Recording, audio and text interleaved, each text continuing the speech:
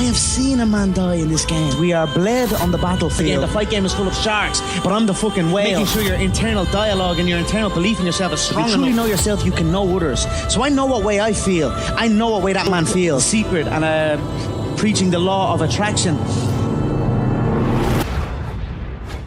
You believe in it, you will succeed.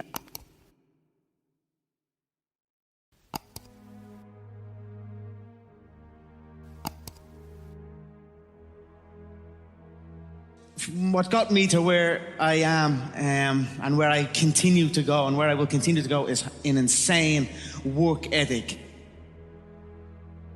You can only put in that amount of work if you were doing something that you are passionate about. And that's what I have engaged my entire life's work in.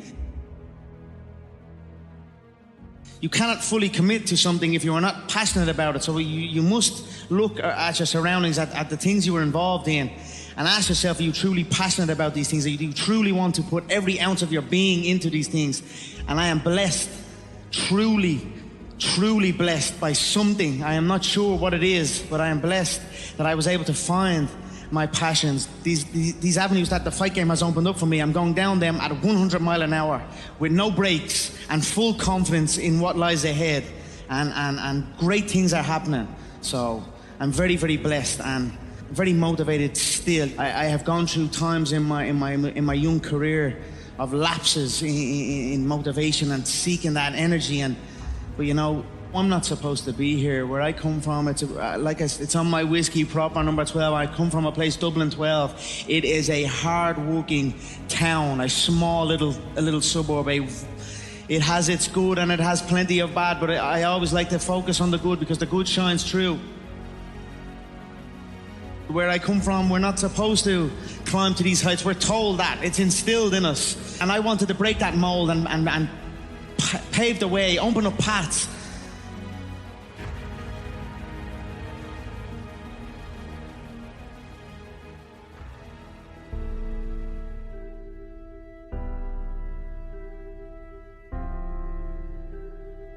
You know, like driving on them towards them building sites, and I'm just a young kid, first year apprentice plumber on a building site. They're the guy that goes to make the tea. They're the guy that goes and gets the copper pipes from the storehouse and carries it up. It's the hard work that's not respected and not admired. I was on them building sites cold and damp, and I was like looking around at fully qualified people on the site and their postures not right. That was not me. You know, I knew I could do something better. I knew I had something in me. I was training for the fight game, but no one in Ireland had made it in the fight game. An Irishman in the UFC was literally, and I mean literally, laughed at. We were laughed at when I said we were going to get to the UFC. Myself and my team were going to get to the UFC. Never mind get a win. Never mind even get a win in the UFC.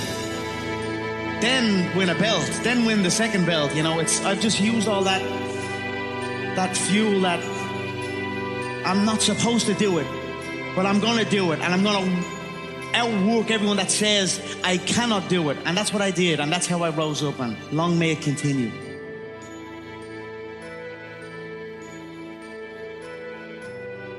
So my sister, when I was a young kid at around 15 years of age, unsure where I was going, came to me with a book, The Secret, and preaching the law of attraction.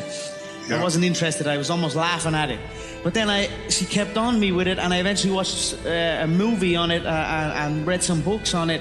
And then it started to resonate with me, like to keep positive and have belief in where you're going. And you're able to, you can almost visually create your entire world. No, not almost, you actually can. I'm going to do that, and I will do that. And then that's when I began to practice it. I practice it. We used to drive, my girlfriend, we used to drive to a food place in like a shopping mall in Ireland, and it was a very busy shopping mall. And I would practice like little parts of it. Like when we were driving into the shopping mall, the car park, I would always visualize that the car park space right at the front door would be empty for me, waiting for us to pull up. And sometimes I'd get it and sometimes I wouldn't get it. You know, but when I got it, I celebrated like I just won my double world title.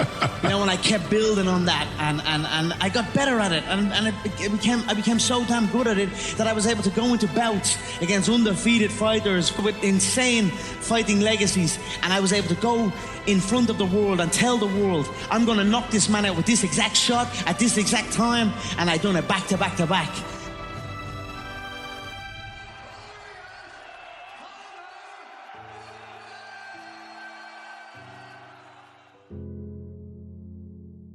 See, I was visualizing before I even knew about it. Obviously, soccer is huge in Ireland and the UK, and it was my first love, most certainly. I used to sneak out of the house late at night, and there used to be a little grass patch by my home, and I'd take the football out and play on the grass patch on my own, and I would kick the ball against the wall. And when I kicked the ball against the wall, I would imagine it was a goal, and I scored a goal, and I would run off, and I would visualize a screaming arena cheering me on.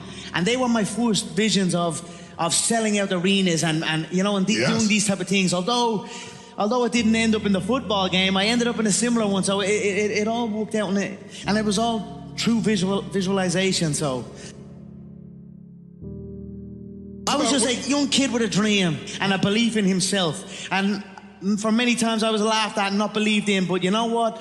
Nothing external can defeat the internal. The only thing that can take someone down or break you down is internal. Nothing external is strong enough. It's just about making sure your internal dialogue and your internal belief in yourself is strong enough that it can withstand the external.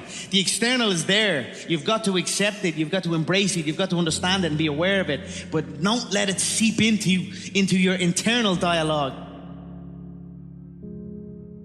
I don't know it all. I'm up and down and growing with this. I'm trying to continue to learn. It's a daily occurrence. Not to let that external infiltrate my internal. And that's what I'm trying to do right now, because I have let it infiltrate it at times. Yes. Who am I? Yes. I know who I am. I am an Irish animal, a proper Irish animal. My career is a career of never been done before.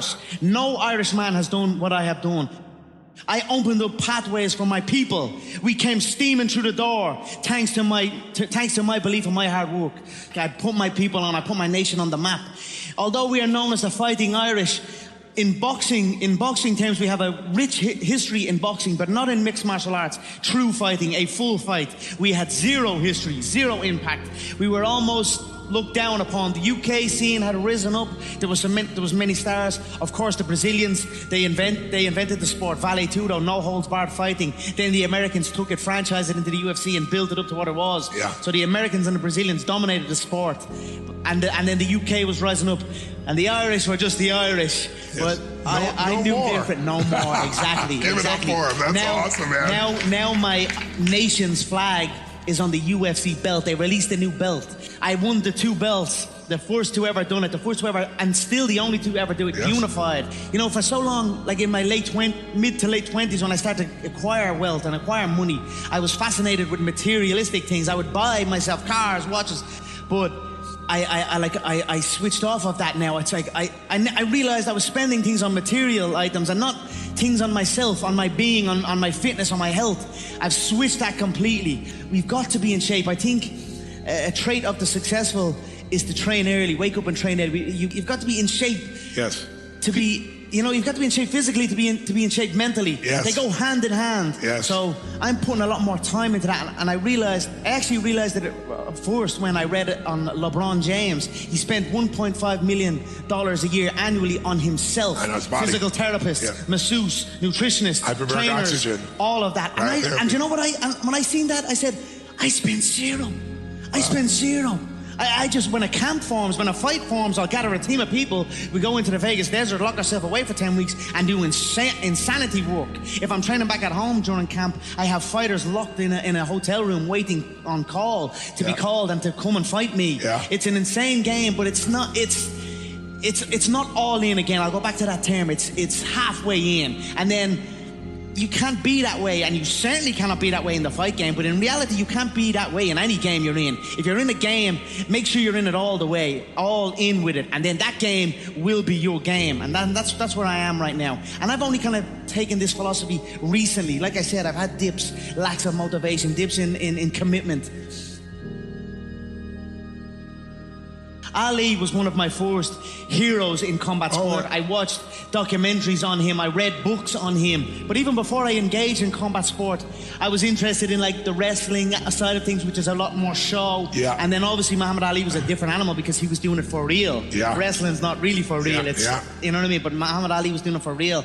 And he was captivating the audience, he was entertaining, and he had passion and conviction. And I was just a young kid watching this. And then what got me into combat sport originally was as I grew older and began venturing outside my home and outside my estate. Again, like I said, Dublin 12, it's a wild out town. You've got to be able to fight. You've got to be able to defend yourself. So when I ventured out, conflict began happening, and I wanted to be prepared for that and be able for that. You know, that's false toughness. The tough guy does not last in the real game. You know what I mean? That's false. I look at the tough guys back then. Where are they now? They're not tough no more. They ain't tough in their mother's box room. You know what I'm saying? So I was not necessarily a tough grown up, but I was a hard worker, and I was smart. That's what I was. And wits beat toughness any day of the week. That's awesome. Twice on Sunday. So I knew what I needed to do. I needed to learn combat sport. I needed to learn martial arts, gain confidence in surroundings, and then rise up. And that's what I done. Coming up, I look at, it's not trash talk to me, although it has in a way become that. I look at the opponent. I look, you know yourself to know others. That's a Bruce Lee quote. If you truly know yourself, you can know others. So I know what way I feel. I know what way that man feels. I know what I can say to push his buttons. I know what he's thinking. I know what he's afraid of. I know his worries, and I put them under the spotlight. I put them out there. I get them thinking about it. I made a Jose Aldo an undefeated champion. He was 28 years of age at the time. I made him feel like he was an old man. But he was 28 years of age. I went in, I told him what shot I was going to knock him out, and I knocked him out with that shot. So it's all psychological, to be honest. You've got to be able to control your breathing and control your emotions in there. Again, like I said, sometimes I've been up and down on it. Sometimes I've riled up too much to it, and I'm only young, Tony, you know, I'm still learning the game. And I don't claim to know it all.